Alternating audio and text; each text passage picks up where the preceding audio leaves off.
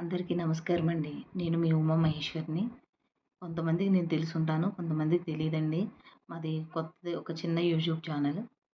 నేను ఈరోజు మీకు ఏం చెప్పాలి అనుకుంటున్నానంటే, కొత్తగా ఇప్పుడు కొత్తగా ఏమి కదండీ పాతగానే అందరికీ చాలా చాలా మందికి పిల్లలు లేరిప్పుడు ప్రస్తుతం. ఈ పిల్లలు లేకపోవడంతోటి అందరూ ఎంత బాధ అనుభవిస్తున్నారో ఆ భగవంతుడికి, ఆ బాధ అనుభవించే వాళ్ళకి తెలుస్తదనమాట. ఎందుకు చెప్తున్నానంటే, రీసెంట్‌గా ఒక 2 డేస్ బ్యాక్ ఓ డాక్టర్ గారిని అరెస్ట్ చేశారు కదండీ! వాళ్ళు మొత్తం స్కామ్ జరుగుతుంది వాళ్ళ హాస్పిటల్‌లో, ఐవీఎఫ్ సెంటర్‌లో అని చెప్పి, వాటి గురించి చెప్దామని మీ నేను ఈ వీడియో చేస్తున్నానండి. మీకెందుకు ఈ వీడియోతో అంత అవసరం ఏంటి అనుకుంటారు. నాకు పిల్లలు లేరండి. మాకు పెళ్ళయి 18 సంవత్సరాలయింది. పిల్లలు లేరు. పిల్లలు లేని బాధ ఏంటో నాకు తెలుసు. ఆ పిల్లల గురించి ఎంత బాధపడుతున్నామో, అలాంటి బాధపడే వాళ్ళ కోసం ఈ వీడియో అండి. ఎందుకంటారు, మనం ఎంత కష్టపడి, ఎంత డబ్బులు ఏర్పాటు చేసుకొని హాస్పిటల్‌కెళ్తే, మనం సక్సెస్ అవ్వట్లేదు. ఏ డాక్టర్ దగ్గర సక్సెస్ అవ్వట్లేదు. ఎక్కడో కొంతమంది మాత్రమే సక్సెస్ అవుతున్నారు. కొంతమంది ఇలాగే మోసపోతూనే ఉన్నాం మనం హాస్పిటల్‌లో. ఒకటి ఏ విషయం చెప్తున్నానంటేనండి, మీరు మీకు పిల్లలు పుట్టట్లేదు. ఒక హాస్పిటల్లో, 2 హాస్పిటల్లో, 3 హాస్పిటల్లో తిరుగుతారు. తిరగండి. తర్వాత వదిలేయండి. ఎందుకు? ఇంకేం చేస్తామండి మనం? పుట్టట్లేదు. సక్సెస్ లేదు. మనమేమో ఏదో చిన్నా చితకా పని చేసుకొని, వాళ్ళకి అంతంత డబ్బులు ధారపోసి, వాళ్ళేమో ఎంత ట్రీట్మెంట్ చేసినా ఆళ్ళు చేస్తారో, చేయరో తెలీదు మనకి.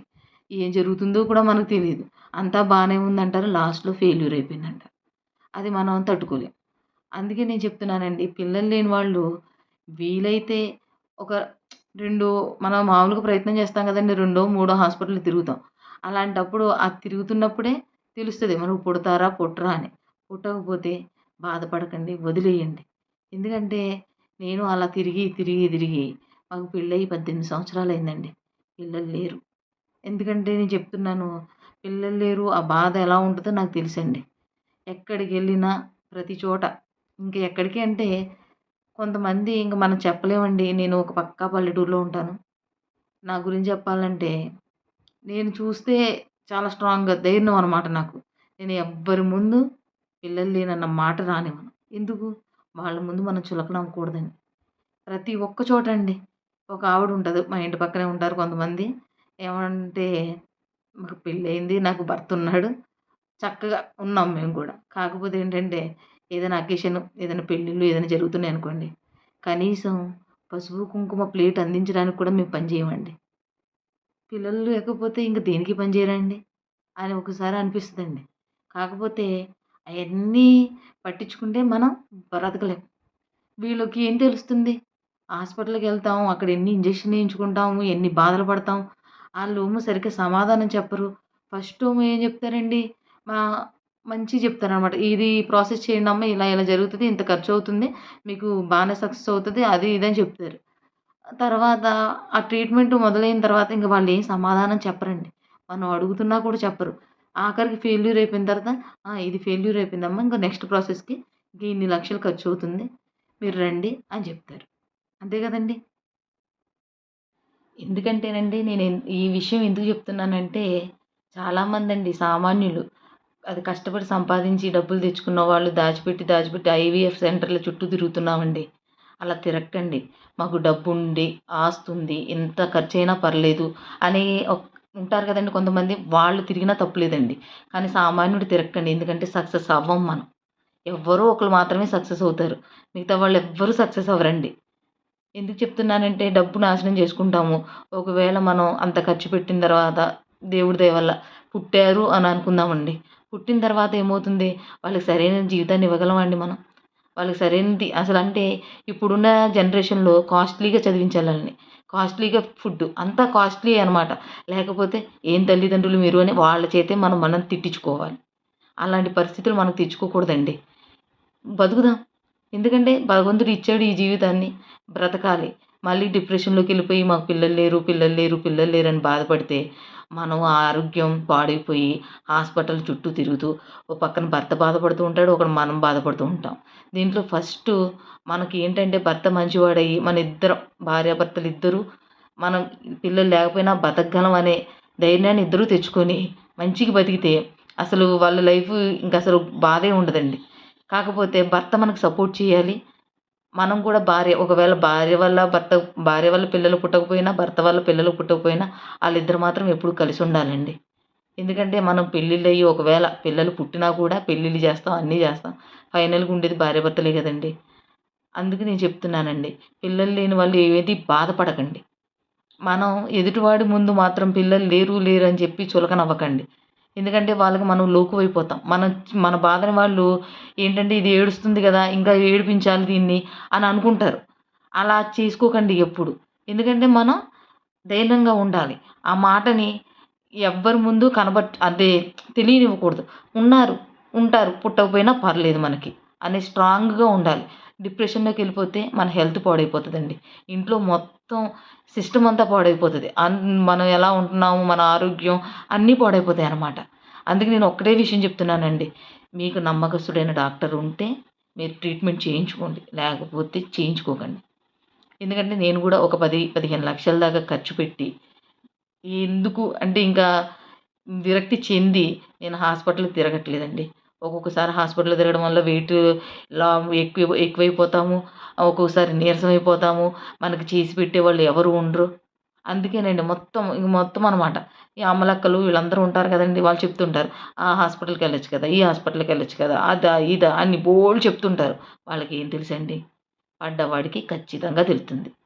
పడని వాళ్ళకి ఎన్నైనా చెప్తారు. అందుకే వాళ్ళకి పిల్లలున్నారు, వీళ్ళకి పిల్లలున్నారని బాధపడకండి. మనకి ఉన్నాడు పిల్లోడు, భగవంతుడున్నాడు. భగవంతుడిని ఏ దేవుడైనా అంటే మీరు ఏ మతం వారైనా దేవుడిని ప్రార్థించుకోండి. మనకు పిల్లలు పుట్టలేదు. మన పాపమో, మన కర్మో, ఏమో మనం ఏ జన్మలో ఏ పాపం చేశామో పుట్టలేదు వదిలిపెట్టేసేయండి. ఆనందంగా ఉండండి. మీకంటూ ఒకటి మీరు చదువుకొనుంటారు. లేకపోతే చదువు రాకపోతే మీకొకటంటూ ఉంటది కదా హాబీ. దాన్ని డెవలప్ చేసుకోండి. నేనున్నానండి. ట్యూషన్స్ చెప్తాను. కొంచెం చదువుకున్నాను. ట్యూషన్స్ చెప్తాను. పిల్లలొస్తారు. మనకేదన్నా ఉంటే పెడతాము. అంతే. ఎవ్వరి పిల్లలు మన పిల్లలు కాదండి. అలా కాసేపొస్తారు, ఎళ్ళిపోతారు. ఎందుకంటే ఇప్పుడున్న జనరేషన్‌లో వాళ్ళ తల్లిదండ్రులనే వాళ్ళు చూడట్లేదు. ఇంకా మనల్ని చూస్తారని మనం ఇతరుల పిల్లల మీద కూడా ఎక్స్‌పెక్టేషన్స్ పెట్టుకోకూడదండి. నేను అదొక్కటే చెప్తున్నానండి. ఎందుకంటే మనం మన జీవితం ఒక చిన్నది లైఫ్. ఆ లైఫ్‌లో పిల్లలు లేరనే బాధ మొత్తం ఇంక లైఫ్ అంతా తినేయకుండా లేరు. వదిలేసేయి. నీకు ఓపికుండి, కొంచెం డబ్బుంటే తీర్థయాత్రలు చేయండి. ప్రతి పుణ్యక్షేత్రం చూడండి. మనకు ఆ అవకాశాన్ని ఇచ్చాడేమో భగవంతుడని అనుకోండి. లేకపోతే మంచిగా కొంతమందికి ఇతర దేశాలు చూడాలనుకుంటారు. అలాంటి ప్రదేశాలు చూడండి. గుళ్ళకెళ్ళండి. గుడికెళ్ళండి. పూజ చేయండి. పిల్లలు కావాలని కోరుకోకండి. మనకి పిల్లలు ఇవ్వాలి అనుకుంటే ఖచ్చితంగా భగవంతుడిస్తాడు. ఇవ్వకూడదు అనుకుంటే ఎప్పటికీ ఇవ్వడండి. అంతే తప్ప మనం పిల్లలు లేరు అని ప్రతి క్షణం మనం ఆహ్, ఆ కాన్సెప్ట్‌లోనే ఉండి బ్రెయిన్ అంతా పాడు చేసుకోకండి. బ్రెయిన్ పాడు చేసుకుంటే ఏముంటదండి? మన వల్ల మన భర్త బాధపడతాడు. మన భర్త బాధపడితే మొత్తం అంతా కుటుంబంలో ఉన్న వాతావరణం అంతా మారిపోతదండి. మీకు అమ్మా, నాన్న ఉంటే వాళ్ళని చూసుకోండి సరిగ్గా. మంచిగా అత్తగారు, మామగారు ఉంటే వాళ్ళని చూసుకోండి. అంతే తప్ప ఈ పిల్లలు లేరు ఆ బాధను మాత్రం ఊరిక అంటే తలుచుకొని మాత్రం బాధపడకండి. మనకంటూ ఒక వ్యాపకాన్ని అంటే నీకంటూ ఒకటుంటది కదా ప్రత్యేకత. ఆ ప్రత్యేకతలో నువ్వు బ్రతుకు. అంతే తప్ప ఎదుటివారి గురించి అస్సలు ఆలోచించొద్దు. ఎదుటివారు ఎప్పుడు ఎవరు అంటే మనలో ఏ లోపం ఉందో ఆ లోపాన్ని ఎత్తి చూపుతూనే ఉంటారు తప్ప మనకెవ్వరు సహాయపడరు. అన్నదమ్ములైనా, అక్క చెల్లెలైనా ఎవ్వరైనా వాళ్ళ లైఫ్ వాళ్ళది. అలాగే మన లైఫ్ మనది. మనకి నచ్చినట్టుగా మనం ఉందాం. పిల్లలు లేరనే బాధను మాత్రం ఎవ్వరు ఎప్పుడు దానితోటే ఉండిపోకండి. ఈ ఐవీఎఫ్ సెంటర్‌లలో అంటే తిరిగి అలసిపోకండి. ఆరోగ్యాన్ని పాడు చేసుకోకండి. ఎక్కడో ఒకళ్ళకి మాత్రమే సక్సెస్ అవుతదండి. ఈ డాక్టర్ గారి మీద ఇంతకుముందు కేసులున్నాయండి. అయినా గూడా ఆవిడ అప్పుడు అరెస్ట్ అయ్యారు. మళ్ళీ రిలీజ్ అయ్యారు. చాలా చోట్ల బ్రాంచులు పెట్టారు. ఇప్పుడు మళ్ళీ అరెస్ట్ అయ్యారు. మళ్ళీ పలుకుబడి ఉపయోగించుకుంటారు. మళ్ళీ బయటకొస్తారు. అలా ఎంతోమందండి డాక్టర్స్. కానీ మనం మాత్రం ఆళ్ళని నమ్ముకొని ఎళ్తూనే ఉంటాం వాళ్ళ దగ్గరికి. ఎళ్లి మొత్తం డబ్బులు ఉన్నయంతా వాళ్ళకే దారపోసేసి చక్కగా మనం ఏమీ లేని బికారులం అయిపోతాం. అది ఆలోచించుకోండి. ఒక విషయం మాత్రం చెప్తున్నానండి. ధైర్యంగా ఉండండి. ఎందుకంటే ఈ అమ్మాయి ఏంటి ఇంత స్ట్రాంగ్‌గా ఇలా చెప్పేస్తుంది. అసలు బాధ అనేది లేదు. బాధ ఉంది. బాధపడాలి. తప్పదు. ఎందుకంటే మనకు జీవితాంతం ఈ బాధ ఉంటది. కాకపోతే ఏంటంటే, మనం బాధపడుతూ ఉంటే, మన జీవితం మనం దేంట్లోనూ సక్సెస్ అవ్వదు మనది. ముందుకెళ్ళం. ఇగోండి చూడండి నేను కూడా ఇలాగే ఎందుకు, ఏంటి ఇలాగే పడుకోవడం, ఏడవడం, తలపోటు ఇయ్యే మనకి రెగ్యులర్‌గా అనమాట. ఇయ్యే కార్యక్రమాలు జరుగుతూనే ఉన్నాయి. ఎక్కడికైనా ఎళ్ళినా వాళ్ళు మనల్ని దేన్ని ఇన్వాల్వ్ అవ్వనివ్వరు. ఓ పక్కన కూర్చోవడమే. ఏంటి పెళ్ళికెళ్తేనేమో పెళ్లి కూతురు దగ్గర ఉండనివ్వరు. ఆ పసుపు కుంకాల దగ్గర ఉండనివ్వరు. దేని దగ్గర ఉండనివ్వరు మన దగ్గర. వాళ్ళకి మన గిఫ్ట్‌లు అవసరమవుతాయి కానీ, మన చెయ్యి మాత్రం అవసరం అవ్వదాళ్ళకి. కానీ అలా కాకుండా మనం గూడా అవసరమైన వాళ్ళు కొంతమందుంటారండి. వాళ్ళ దగ్గరికెళ్ళండి. మనం అవసరం లేని వాళ్ళ దగ్గరికి మనం ఎళ్ళకండి. నీ మన మన విషయాన్ని మనల్నెవ్వరు ఎక్కడైతే గౌరవిస్తారో వాళ్ళ దగ్గరికెళ్ళండి. వేరే వాళ్ళు గౌరవించని వాళ్ళ దగ్గరికెళ్ళిపోయి బాధపడిపోయి వాళ్ళు అలా చేశారు, వీళ్ళు ఇలా చేశారని చెప్పి మనం బాధపడుతూ ఉదయం నుంచి సాయంత్రం దాకా ఏడుస్తూ అలా ఉండొద్దండి. ఉంటే మనంత ఏంటి వేస్ట్ వాళ్ళెవరు ఉండరు. మనం దైన్యంగా ఉండాలి. మన భర్తని దైన్యంగా ఉంచాలి. మన భర్త మనకు సపోర్ట్ ఉన్నంత వరకు మనకి ఏ ప్రాబ్లమ్ ఉండదండి. అది భర్త అయినా, భార్య అయినా అవ్వనివ్వండి. ఫైనల్‌గా ఒకటి చెప్తున్నానండి. ఏంటంటే మీకు పిల్లలు లేరు. నేను పిల్లలు లేకపోతే బతకలేను అనుకుంటే, మీకు దత్తత గురించి ఏమన్నా తెలిసి, ప్రాసెస్ తెలిసిన తర్వాత అది బావుంది అనుకుంటే దత్తత తెచ్చుకోండి. అలా అని అక్రమంగా కూడా దత్తత తెచ్చుకోకండి.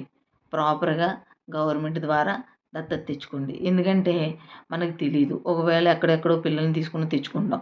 ఆ తర్వాత వాళ్ళతో గొడవలు. మళ్ళీ ఆ తర్వాత గవర్నమెంట్ వాళ్ళు తీసుకెళ్ళిపోవడం. ఇలాంటియి ఏయో జరుగుతున్నాయి. మొన్న రీసెంట్‌గా చూడండి హైదరాబాద్‌లో గూడా అలాగా కొంత స్కామ్ ద్వారా ఎవరో పిల్లల్ని కొంతమందికిచ్చారు. వాళ్ళేమో మళ్ళీ తెలియజేశారు. వాళ్ళు పాపం పిల్లల నుంచి తల్లిదండ్రుల నుంచి పిల్లల్ని తీసేసుకొని వాళ్ళు చైల్డ్ కేర్ సెంటర్‌లో పెట్టేసుకున్నారు. అప్పుడు ఆ పిల్లలు ఎంత బాధపడతారు. ఆ తల్లిదండ్రులు ఎంత బాధపడతారండి. మనమేమో ఒక చిన్నది అంటే కోతికి కొబ్బరి చిప్ప దొరికితే ఎంత ఆనందంగా ఉంటదో, అలాగే మనకి పిల్లలు లేదు గదా! పిల్లలుంటే ఎంత అంటే దొరకగానే ఎంతో ఆనందం అనమాట. అలా అని తప్పుడు నిర్ణయాలు తీసుకోకండి. మంచిగా ప్రాపర్ వే తెలిస్తే తీసుకోండి పిల్లల్ని. లేకపోతే వదిలేయండి. ఇలాగే ఉండండి. కానీ ఆనందంగా ఉండండి. ఎందుకు ఏంటంటే ఎందుకు చెప్తున్నాను అంటే నేను పడ్డాను, పడుతున్నాను. నా లైఫు నేను నా బ్రతుకున్నంత వరకు నేను ఇలా బాధపడుతూనే ఉంటాను.